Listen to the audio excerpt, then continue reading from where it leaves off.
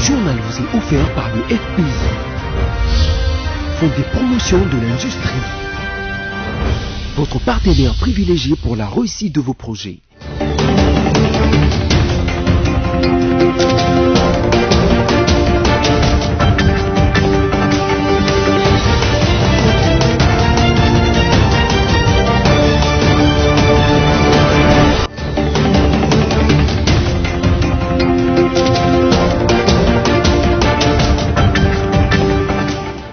Début de week-end à tous, mesdames et messieurs, bienvenue dans cette nouvelle session d'information sur BSC TV.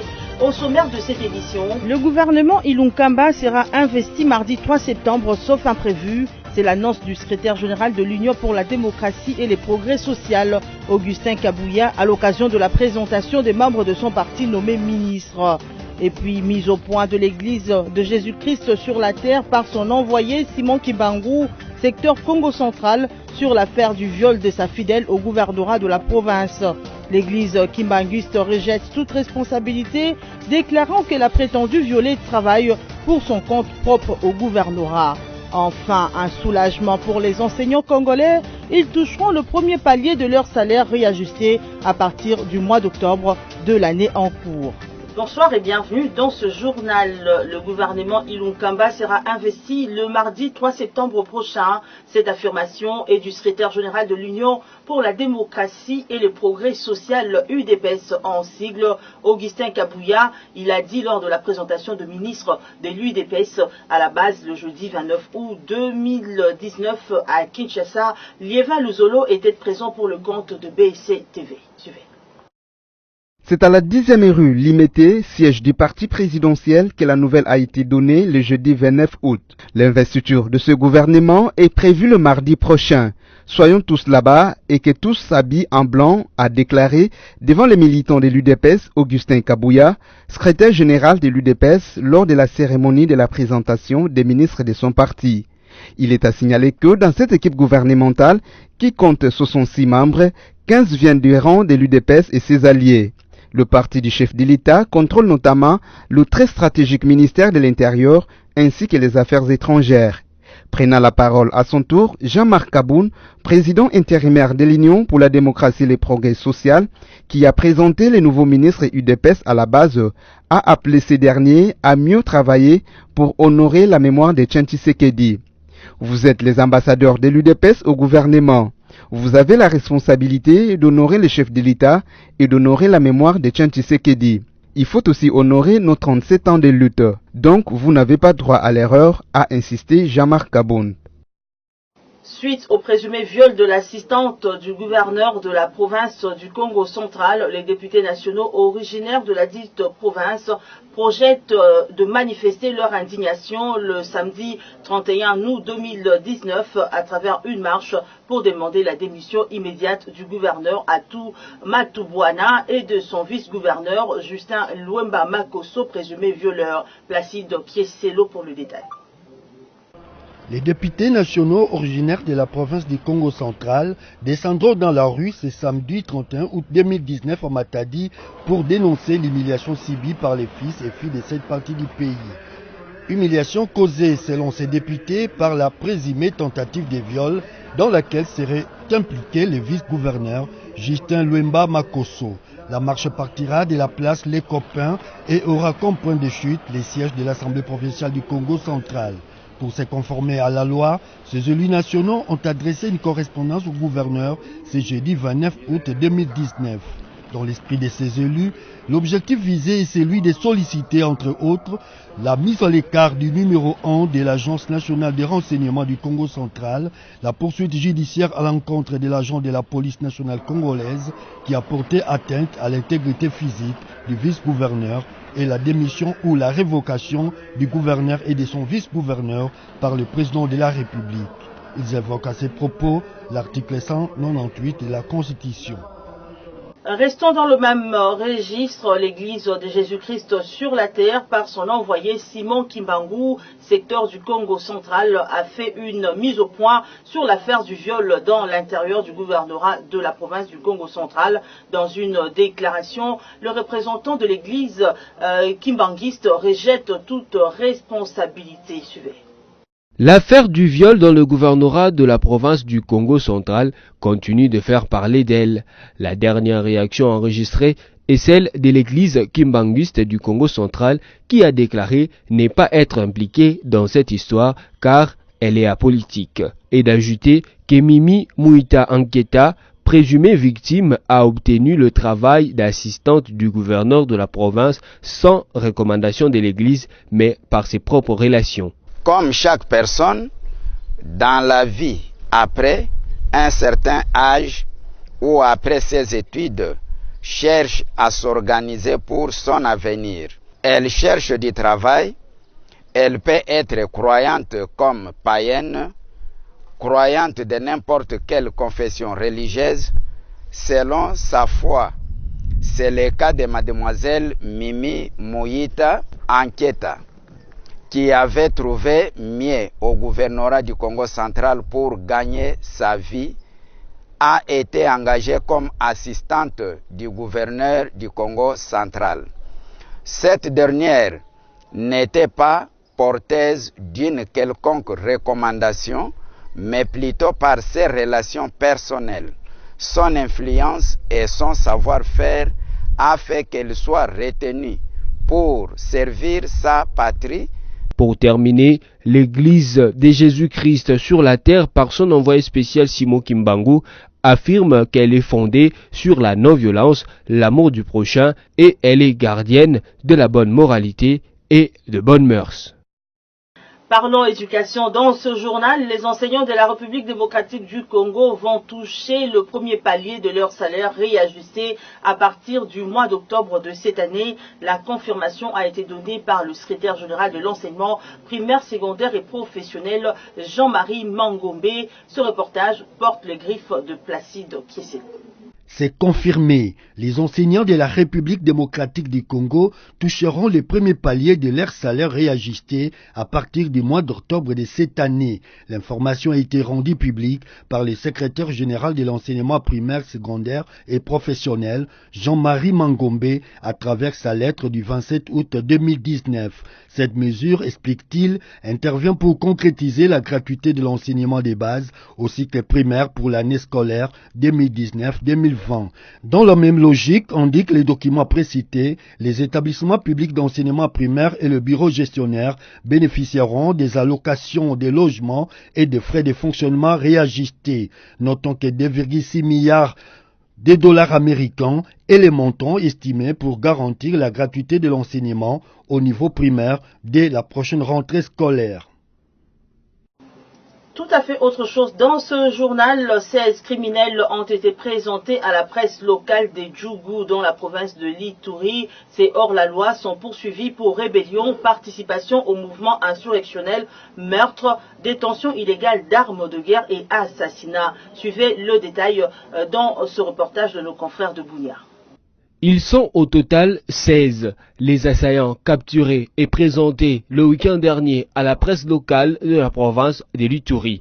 Leurs actes d'atrocité ont provoqué les déplacements de la population civile, tueries et incendies des maisons. Par conséquent, ils sont poursuivis pour rébellion, participation au mouvement insurrectionnel, meurtre, détention illégale des armes de guerre et assassinat. C'est avec désolation que le major Abeli Mouangou, porte-parole de la PNC Ituri, nous relate les faits. Le regret de vous présenter parmi nous 16 assaillants capturés sur le champ de bataille. Ils sont poursuivis de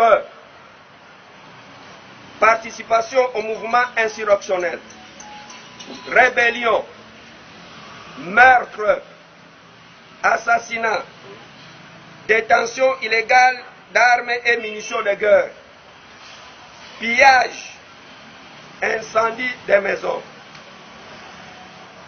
La tranche d'âge parmi les assaillants ici, c'est autour de 35 ans. L'arrestation de ces bandits vient rassurer la population de la ville de Bounia qui ne jure que par la paix et rien que par la paix. Pour remercier le gouvernement parce que déjà quand même les moyens forts qui va déjà pour ça là.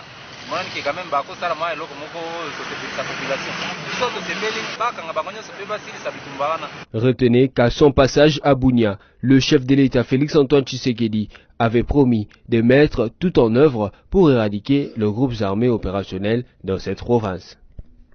À présent, santé, une Congolaise de 9 ans en voyage en Ouganda a été dépistée positive au virus Ebola. Les autorités ougandaises déterminées à barricader la route au virus Ebola dans leur pays ont, en collaboration avec l'Organisation mondiale de la santé, décidé de rapatrier la malade en République démocratique du Congo. Suivez.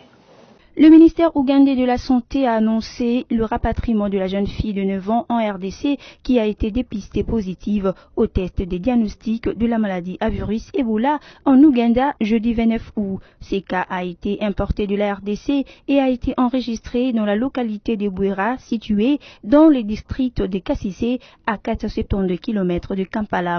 Le processus du rapatriement vers la RDC de la jeune fille atteinte d'Ebola a été demandé par le gouvernement congolais pour sa prise en charge. Elle présentait quelques symptômes dont la fièvre et des éruptions cutanées. Réagissant à cette situation, le directeur général de l'Organisation mondiale de la santé OMS, Tedros Adhanom, a félicité les autorités ougandaises pour leur rapide réaction face à ces cas et les efforts fournis par les équipes de surveillance pour mettre fin à l'épidémie d'Ebola sur le territoire ougandais. Nous n'allons pas nous empêcher de parler de cette bonne nouvelle pour les usagers de la route Kasumbalesa. Les tronçons compris entre le village Whisky et les postes frontaliers est désormais opérationnel. La firme Gruxet qui a exécuté ce travaux annonce la fin de l'élargissement de cette chaussée qui porte 4 bandes de l'entrée de Kasumbalesa ainsi que de l'entrée de Lubumbashi. Liévin Luzolo précise. Les prévisions contenues dans les projets de la modernisation de la route Lubumbashi-Kasumbalesa se réalisent. Le passage à 4 voies des 2 bouts de cet axe, à savoir l'entrée dans la ville de Lubumbashi et l'entrée dans la ville de Kasumbalesa, sont désormais une réalité. Les 2 derniers kilomètres menant à la frontière Kasumbalesa sont désormais en monocouche et la couche de roulement ne va pas tarder à venir, à en croire le chef d'antenne de la CGT au Grand Katanga, Flori Mwamba Chisumbe. Cette année, on va poser la couche de roulement en commençant par l'ancienne partie qui était déjà travaillée, en partant du poste de péage vers la douane. Flori Mwamba a focalisé son attention ce jeudi sur les travaux d'assainissement, notamment la construction des caniveaux d'une grande section qui ont été prévus. Nous voulons rassurer la population de Kasumbalesa qu'ils seront très fiers de leur route parce que c'est pour eux que nous la construisons. C'est vrai, il y en a qui disent que cette route ne va pas tenir, mais nous voulons rappeler tout le monde que la route n'est pas encore complètement finie, il reste la couche de roulement. Et quand la couche de roulement sera posée, ils se rendront compte que ça sera parmi les meilleures routes, les belles routes de la République démocratique. Grâce à cette route, la ville de Kasumbalesa sera moins sujette à la cogestion dans la circulation. Terminons par cette page noire. C'est aujourd'hui que débutent les obsèques officielles de la star du coupé de Calais, ivoirien DJ Arafat. Décédé le 12 août dernier, son corps sera exposé au stade Félix Houphouët-Boigny en Abidjan, où est prévue une série de concerts des musiciens venant de partout, dont ceux de la République démocratique du Congo qui sont arrivés en Abidjan. C'est jeudi 29 août. Son inhumation interviendra le samedi 31 août. Soulambi nous en parle. Comme tu as mis foutu sur Daïchi, il te montrer, ça va lui dire bonjour dans. Il y a une tendance, vous connaissez le reste du morceau. Voilà. C'est aujourd'hui, vendredi 30 août 2019, que démarrent les obsèques organisées en mémoire de la star ivoirienne DJ Arafat avant son inhumation samedi 31 août 2019. Toute la Côte d'Ivoire et les fans du roi découpé décalé se préparent à lui rendre un hommage exceptionnel. Les obsèques de cette star vont être organisées au stade Félix Houphouët-Boigny à Abidjan en Côte d'Ivoire. Ce stade a la capacité d'accueillir 40 000 personnes au maximum. Déjà ce vendredi 30 août 2019, une veillée mortuaire est prévue en termes de funérailles musicales. Des concerts et toutes sortes d'exhibitions artistiques seront couverts par les artistes et musiciens venant de partout. En signe de solidarité et compassion en l'endroit d'un des leurs, le musicien congolais prenne part à ses funérailles musicales, Koffi Olomide, Fally Ipupa, Dadju, ainsi que d'autres figures phares de la République démocratique du Congo, ainsi que d'autres figures phares de la musique de la République démocratique du Congo y participeront. De par sa célébrité dans le monde musical, l'intégrité de la cérémonie de funérailles de DJ Arafat est transmise en direct par la radio-télévision publique ivoirienne. La population ivoirienne sera au parfum à travers des écrans géants installés dans des quartiers populaires de la capitale ivoirienne. Après grandiose hommage, la star ivoirienne sera ensuite inhumée dans le cimetière de Williamville, dans la commune populaire d'Adjamé, à Abidjan.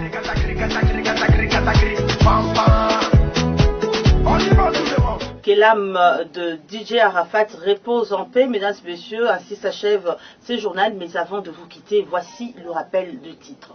Le gouvernement Ilunkamba sera investi mardi 3 septembre, sauf imprévu. C'est l'annonce du secrétaire général de l'Union pour la démocratie et les progrès sociaux, Augustin Kabouya, à l'occasion de la présentation des membres de son parti nommés ministres.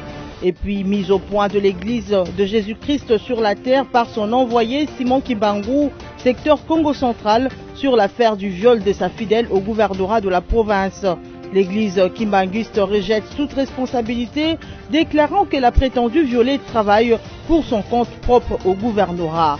Enfin, un soulagement pour les enseignants congolais, ils toucheront le premier palier de leur salaire réajusté à partir du mois d'octobre de l'année en cours.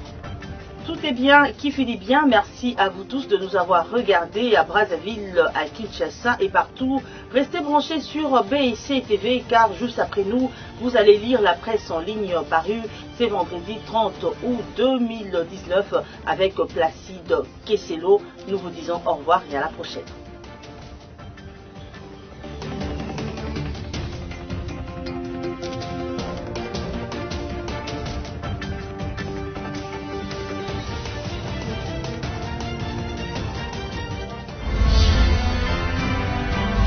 Ce journal vous a été offert par le FPI, Fonds des promotions de l'industrie, votre partenaire privilégié pour la réussite de vos projets.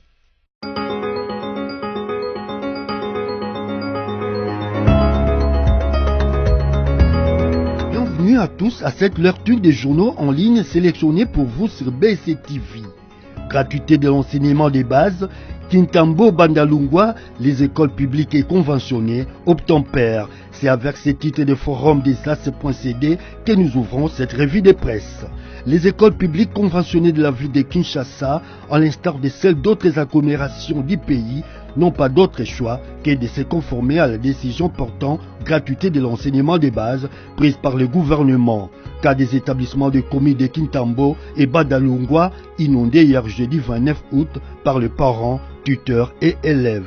L'actuel chef de l'État, Félix Antoine Tshisekedi, voudrait appliquer à la lettre l'une de ses promesses de la campagne électorale de 2018, à savoir la gratuité effective de l'enseignement des bases sur toute l'étendue du pays et selon l'esprit et la lettre de la Constitution de la Troisième République du 18 février 2006 dans son article 43. D'ores et déjà, la commune de Kintambo, toutes les écoles concernées s'y soumettent d'une manière ou d'une autre. Actualité.cd note dans ses colonnes une centaine de retournés d'Angola en détresse à Kananga. Environ 200 Congolais retournés de leur refuge d'Angola sont arrivés à Kananga ce jeudi 29 août 2019 en fin de matinée. Ils ont été transportés par camion de Kalambambouji 250 km jusqu'à Kananga. Aucun dispositif d'accueil n'est en place. Les retournés ont été déposés au niveau de l'arrêt Notre-Dame dans la commune de Katoka. Parmi eux, 2 femmes qui ont accouché en route. Cet après-midi, une forte pluie s'est abattue sur Kananga et la situation des retournés est catastrophique. Ils ont réussi la visite d'une délégation du parti présidentiel UDPS en séjour à Kananga. L'un des retournés rapporte que leurs cartes des réfugiés délivrées par les ACR quand ils étaient en Angola ont été récupérées par les autorités du Kasaï central à partir de Kalambambouchi. Nous sommes originaires du Kasaï Chikapa. Au lieu de nous déposer à Kamako, les autorités du Kasaï central ont incité les Angolais à nous conduire à Kalambambouchi. Nous ne savons pas comment arriver chez nous, ajoute ces retournés visiblement épuisés par la faim. Mardi dernier, un mort a été enregistré parmi les retournés à Kalambambouchi. Leur situation avait poussé le gouverneur du Kasaï central, Martin Kabouya, à se rendre sur le lieu. Nous allons terminer cette lecture des journaux avec Okapi.net qui indique: l'OMS appelle à mobiliser plus de moyens pour stopper l'extension de la rougeole. L'Organisation mondiale de la santé appelle à passer à la vitesse supérieure et mobiliser plus de moyens pour stopper l'extension de l'épidémie de la rougeole en RDC. Lors d'une réunion tenue mercredi 28 août avec les différents partenaires de santé, les représentants intérimaires de l'OMS en RDC, les docteurs Deyo Shimirimana, indiquent que l'épidémie de la rougeole touche toutes les 26 provinces du pays depuis le début de l'année et a déjà occasionné 3117 décès. Dr Deyo Shimirimana ajoute que 161 397 cas suspects sont documentés depuis le début de l'année. Selon lui, cette épidémie de la rougeole a été confirmée dans 179 zones sur les 519 que compte les pays. Les causes sont notamment de couverture vaccinale de routine trop faible, entre autres, ajoute les docteurs Shimirimana. Nous devons absolument passer à la vitesse supérieure en mettant tous nos efforts ensemble avec des engagements concrets pour stopper l'extension de l'épidémie et commencer des campagnes préventives de qualité, a insisté les docteurs. C'est avec cette note de santé que nous mettons un point final à cette lecture des journaux. Merci de l'avoir suivi.